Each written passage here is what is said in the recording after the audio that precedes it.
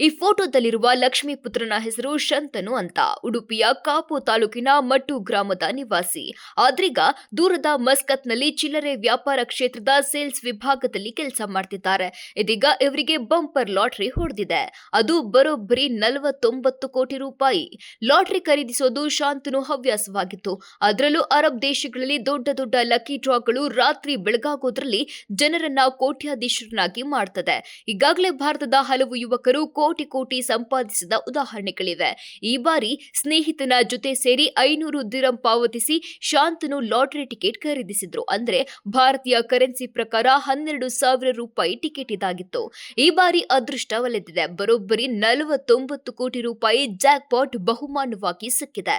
Big ticket lucky draw ನೇರ ಪ್ರಸಾರದಲ್ಲಿ ಇದು ಘೋಷಣೆಯಾಗಿದೆ. ಶಾಂತನು ಮನೆಗೆ ಮಗಳು ದೇವಿಯಂತೆ ಬಂದಿದ್ದಾಳೆ.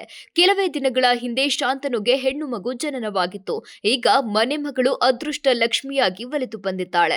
49 ಕೋಟಿಯ ಬಹುಮಾನ ಅದೃಷ್ಟ ಲಕ್ಷ್ಮಿಯಾಗಿ ಖಜಾನೆ ಸೇರಿದೆ. ತನ್ನ ಸ್ನೇಹಿತನ ಜೊತೆಗೂಡಿ ಈ ಟಿಕೆಟ್ ಖರೀದಿಸಿದ ಕಾರಣ ಬಹುಮಾನ ಮೊತ್ತವನ್ನ ಇಬ್ಬರು ಹಂಚಿಕೊಳ್ಳುವುದಾಗಿ ಶಾಂತನು ತಿಳಿಸಿದ್ದಾರೆ. ತನ್ನ ಬಹುಮಾನದ ಮೊತ್ತವನ್ನ ಹೇಗೆ ವಿನಿಯೋಗಿಸಿಕೋಬೇಕು ಎಂದು ಇನ್ನೂ ನಿರ್ಧರಿಸಿಲ್ಲ ಎಂದು ಕುಟುಂಬದವರಿಗೆ ಹೇಳಿದ್ದಾರೆ.